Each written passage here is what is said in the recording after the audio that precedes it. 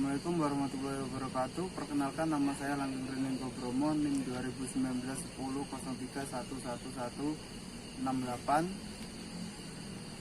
Dan nama saya Hanafi Naufal Rahmadianto, NIM 2019-101-103-111-172. Berikut merupakan penjelasan dari isi video yang akan ditampilkan dari kelompok kita. Penadahan sebagai kebiasaan. Tindak pidana ini diatur dalam ketentuan pasal 481 KUHP yang menyatakan ayat 1, barang siapa menjadikan sebagai kebiasaan untuk untuk sengaja membeli, menukar, menerima, gadai, menyimpan, dan menyembunyikan barang yang diperoleh dari kejahatan, diancam paling lama dengan pidana 7 tahun. Ayat 2 berbunyi, yang bersalah dapat dicabut haknya tersebut dalam pasal 35 nomor 1 dan haknya untuk melakukan pencaharian dalam mana kejahatan dilakukan. Hal penting yang perlu dikemukakan berkaitan dengan penerapan pasal 481 KUHP ini adalah bahwa perbuatan penadahan tersebut haruslah menjadi kebiasaan. Artinya harus paling tidak telah dilakukan lebih dari 1 kali. Sebab apabila perbuatan tersebut hanya dilakukan sekali, maka perbuatan tersebut tidak dikenai. Lalu penadahan ringan. Jenis tindak pidana ini diatur dalam pasal 480 KUHP yang menyatakan diancam karena penadahan ringan dengan pidana penjara paling lama 3 bulan atau denda paling banyak Rp60. Jika kejahatan ini dari mana diperoleh adalah satu kejahatan yang diterangkan dalam pasal 364, 373, dan 379. Berdasarkan ketentuan pasal 482 KUHP, di atas tersimpul bahwa penadahan yang diatur dalam pasal 480 KUHP itu akan menjadi penadahan ringan apabila perbuatan yang diatur dalam pasal 480 KUHP itu dilakukan terhadap barang-barang hasil dari tindak pidana pencurian ringan, berasal dari tindak pidana penggelapan ringan atau dari penipuan ringan. Lalu tindak pidana pemalsuan. Tindak pidana berupa pemalsuan suatu surat dapat kita jumpai ketentuannya dalam pasal 263 KUHP yang berbunyi ayat 1, barang siapa membuat surat palsu atau memalsukan surat yang dapat menimbulkan sesuatu hak, perikatan atau pembebasan hutang atau yang diperuntukkan sebagai bukti daripada sesuatu hal dengan maksud untuk memakai atau menyuruh orang lain memakai surat tersebut seolah-olah isinya benar dan tidak dipalsu, diancam jika pemakaian tersebut dapat menimbulkan kerugian karena pemalsuan surat dengan pidana penjara paling lama 6 tahun. Pada ayat 2 berbunyi, diancam dengan pidana yang sama barang siapa dengan sengaja memakai surat palsu atau yang dipalsukan seolah-olah sejati jika pemakaian surat itu dapat menimbulkan kerugian. Selanjutnya di dalam pasal 264 KUHP ditegaskan bahwa 1. Pemalsuan surat diancam dengan pidana penjara paling lama 8 tahun jika dilakukan terhadap akta-akta otentik, surat hutang atau sertifikat hutang dari sesuatu negara atau bagiannya ataupun dari suatu lembaga umum, surat sero atau hutang atau sertifikat sero atau hutang dari suatu perkumpulan, yayasan, perseroan atau maskapai. Lalu talon tanda bukti, dividen atau bunga dari salah satu surat yang diterangkan dalam 2 dan 3, atau tanda bukti yang dikeluarkan sebagai pengganti surat-surat itu. Lalu surat kredit atau surat dagang yang diperuntukkan untuk diedarkan. Yang kedua, diancam dengan pidana yang sama barang siapa dengan sengaja memakai dipalsukan seolah-olah benar dan tidak dipalsu jika pemalsuan surat itu dapat menimbulkan kerugian. Unsur-unsur pemalsuan surat dalam bab 12 ini terdiri dari 1. Suatu surat yang dapat menghasilkan sesuatu hak, sesuatu perjanjian utang atau yang diperuntukkan sebagai bukti dari sesuatu kejadian. Yang kedua, membuat surat palsu, artinya surat itu sudah dari mulainya palsu. Atau memalsukan surat, artinya surat itu tadinya benar tetapi kemudian palsu. Yang ketiga, tujuan menggunakan atau digunakan oleh orang lain. Yang keempat, dapat menimbulkan kerugian.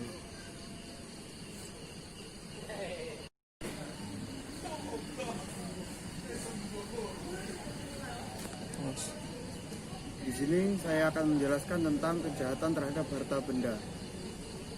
Apa itu kejahatan tentang harta benda? Kejahatan terhadap benda merupakan kejahatan yang paling banyak terjadi di masyarakat.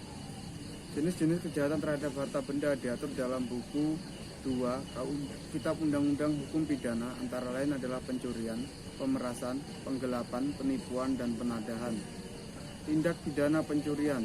Pengertian tindak pidana pencurian. Kejahatan pencurian adalah salah satu kejahatan terhadap kepentingan individu yang merupakan kejahatan terhadap benda atau kekayaan. Salah satu bentuk kejahatan yang tercantum dalam buku kedua Kitab Undang-Undang Hukum Pidana adalah tindak pidana pencurian yang secara khusus diatur dalam bab 22 pasal 362 sampai 367 KUHP mengenai tindak pidana pencurian. Ini adalah salah satu pengkualifikasian dengan bentuk pencurian dengan pemberatan, khususnya yang diatur dalam pasal 363 dan 365 KUHP. Pencurian secara umum dirumuskan dalam pasal 362 KUHP. Kaitannya dengan masalah kejahatan pencurian di Indonesia, mengenai tindak pidana pencurian diatur dalam KUHP yang dibedakan atas 5 macam pencurian.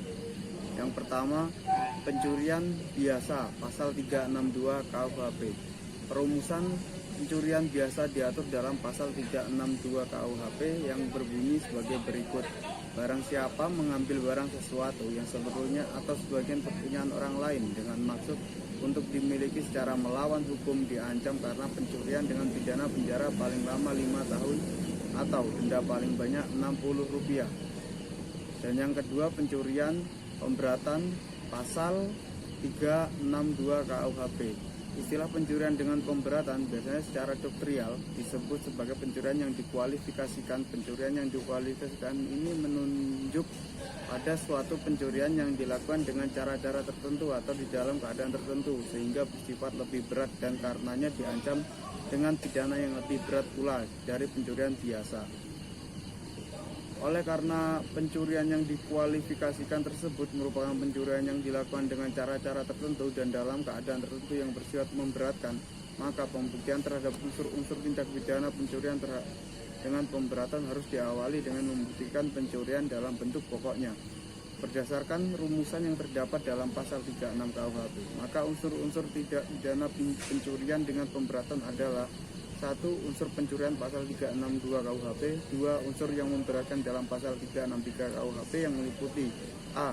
Pencurian ternak pasal 363 ayat 1 ke 1 Kitab Undang-Undang Hukum Pidana. B. Pencurian pada waktu ada kebakaran, peletusan, banjir, gempa bumi, dan bencana alam lainnya. C. Pencurian di waktu-waktu malam dalam sebuah rumah atau pekarangan tertutup yang ada rumahnya yang dilakukan oleh orang yang adanya di situ tidak diketahui atau tidak dikehendaki oleh yang berhak. D. Pencurian yang dilakukan oleh 2 orang yang bersekutu. E. Pencurian yang untuk masuk ke tempat melakukan kejahatan atau untuk sampai pada barang yang diambilnya dilakukan dengan merusak, memotong atau memanjat, atau dengan memakai kunci palsu, perintah palsu, atau pakai jabatan palsu. Selanjutnya, ketiga, ada pencurian ringan pasal 364 KUHP. Pencurian ringan adalah pencurian yang memiliki unsur-unsur dari pencurian di dalam bentuknya yang pokok, yang karena ditambah dengan unsur-unsur lain yang meringankan ancaman pidananya menjadi tipe ringan. Perumusan pencurian ringan diatur dalam pasal 364 KUHP yang menyatakan perbuatan yang diterangkan dalam pasal 362 dan pasal 364 keempat. Begitupun perbuatan yang diterangkan dalam pasal 363 kelima apabila tidak dilakukan dalam sebuah rumah atau pekarangan tertutup yang ada rumahnya. Jika barang yang dicuri tidak lebih dari Rp25.000, dikenai karena pencurian ringan pidana penjara paling lama 3 bulan atau denda paling banyak Rp60. Berdasarkan rumusan pada pasal 364 KUHP di atas, maka unsur-unsur dalam pencurian ringan adalah: 1. Pencurian dalam bentuk yang pokok pasal 362 KUHP. 2. pencurian yang dilakukan oleh dua orang atau lebih secara bersama-sama pasal 363 ayat 1 ke 4 KUHP. 3. Pencurian yang dilakukan dengan membongkar, merusak, atau memanjat dengan anak kunci, perintah palsu, atau seragam palsu. 4. Tidak dilakukan dalam sebuah rumah. 5. Tidak dilakukan dalam pekarangan tertutup yang ada rumahnya. Dan 6. Apabila harga barang yang dicurinya ini tidak lebih dari Rp25. 4. Pencurian dengan kekerasan pasal 365 KUHP. Jenis pencurian yang dilakukan dalam pasal 365 KUHP lazim disebut dengan istilah pencurian dengan kekerasan atau populer dengan istilah curas. Ketentuan pasal 365 KUHP selengkapnya adalah sebagai berikut.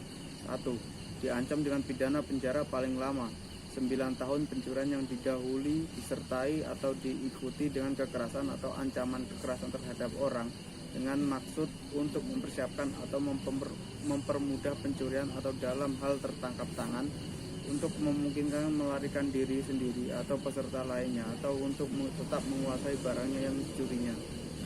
2. Diancam dengan pidana penjara paling lama 12 tahun. Ke-1. Jika perbuatan dilakukan pada malam hari dalam sebuah rumah atau perkarangan tertutup yang ada rumahnya di jalan umum atau dalam kereta api atau tram yang sedang berjalan. Kedua, jika perbuatannya dilakukan oleh dua orang atau lebih dengan bersekutu. Ketiga, jika masuknya ke tempat melakukan kejahatan dengan merusak atau memanjat atau dengan memakai anak kunci palsu, perintah palsu, atau pakai seragam jabatan palsu. Keempat, jika perbuatan mengakibatkan luka-luka berat. 3. Jika perbuatan mengakibatkan mati, maka dikenakan pidana paling lama penjara 15 tahun. 4. Diancam dengan pidana mati atau pidana penjara seumur hidup atau selama waktu tertentu. 5. Pencurian dalam keluarga pasal 367 KUHP. Pencurian sebagaimana diatur dalam ketentuan pasal 367 KUHP ini merupakan pencurian di kalangan keluarga. Berdasarkan ketentuan pasal 367 ayat 1 KUHP, apabila suami istri tersebut masih dalam ikatan perkawinan yang utuh, tidak terpisah meja atau tempat tidur, juga tidak terpisah harta kekayaan, maka pencurian atau membantu pencurian yang dilakukan oleh mereka mutlak tidak dapat dilakukan penuntutan. Tetapi apabila dalam pencurian yang dilakukan oleh suami atau istri terhadap harta benda istri atau suami ada orang lain bukan sebagai anggota keluarga, baik sebagai pelaku maupun sebagai pembantu, maka terhadap orang ini tetap dapat dilakukan penuntutan sekalipun tidak ada pengaduan.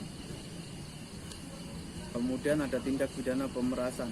Dalam pasal 368 ayat 1 KUHP menyebutkan barang siapa dengan maksud untuk menguntungkan diri sendiri atau orang lain secara melawan hukum memaksa seseorang dengan kekerasan atau ancaman kekerasan untuk memberikan barang sesuatu yang seluruhnya atau sebagian adalah kepunyaan orang itu atau orang lain, atau supaya membuat utang maupun menghapuskan piutang, diancam karena pemerasan dengan pidana penjara paling lama 9 bulan. Tindak pidana pengancaman. Kemudian dalam pasal berikutnya, yaitu pasal 369 ayat 1 KUHP juga menyebutkan bahwa barang siapa dengan maksud untuk menguntungkan diri sendiri atau orang lain secara melawan hukum dengan ancaman pencemaran baik dengan tulisan maupun tulisan atau dengan ancaman akan membuka rahasia, memaksa seseorang supaya memberikan barang sesuatu yang seluruhnya atau sebagian kepunyaan orang itu atau orang lain, atau supaya membuat hutang atau menghapuskan piutang, diancam dengan penjara paling lama 4 tahun. Kedua pasal tersebut secara rumusan hampir sama, perbedaan pertama terletak pada alat yang digunakan untuk memaksa. Dalam pasal 368 ayat 1 KUHP menggunakan kekerasan atau ancaman kekerasan, sedangkan dalam pasal 369 ayat 1 KUHP menggunakan ancaman penyemaran atau akan membuka rahasia. Kemudian ada penggelapan ringan pasal 373 KUHP. Perbuatan yang dirumuskan dalam pasal 372 apabila yang digelapkan bukan ternak dan harganya tidak lebih dari Rp25.000, diancam sebagai penggelapan ringan dengan pidana penjara paling lama 3 bulan atau pidana denda paling banyak Rp250. Berdasarkan rumusan tersebut di atas, tersimpul bahwa unsur-unsur tindak pidana penggelapan ringan sama dengan unsur-unsur tindak pidana penggelapan dalam bentuk yang pokok. Hanya di dalam tindak pidana penggelapan ringan haruslah dipenuhi unsur bahwa yang digelapkan itu bukanlah ternak dan harga dari yang digelapkan tidak lebih dari Rp25.000. Kemudian penggelapan dengan pemberatan pasal 374 KUHP. Penggelapan yang dilakukan oleh orang yang penguasaannya terhadap barang disebabkan karena ada hubungan kerja atau karena pencarian atau karena mendapat upah untuk itu diancam dengan pidana penjara paling lama 5 tahun. Penggelapan dalam keluarga. Jenis tindak pidana ini diatur dalam ketentuan pasal 376 KUHP, ketentuan pasal 367 KUHP ini pada intinya adalah memberlakukan ketentuan pasal 376 KUHP tentang pencurian dalam keluarga dalam tindak pidana penggelapan. Dalam ketentuan pasal 367 KUHP secara tegas dinyatakan ketentuan dalam pasal 376 KUHP berlaku bagi kejahatan yang dirumuskan dalam bab ini. Pasal 367 KUH pidana, barang siapa dengan sengaja dan melawan hukum memiliki barang sesuatu yang seluruhnya atau sebagian adalah kepunyaan orang lain tetapi yang ada dalam kekuasaannya bukan karena kejahatan diancam karena penggelapan dengan pidana penjara paling lama 4 tahun atau pidana denda paling banyak Rp900.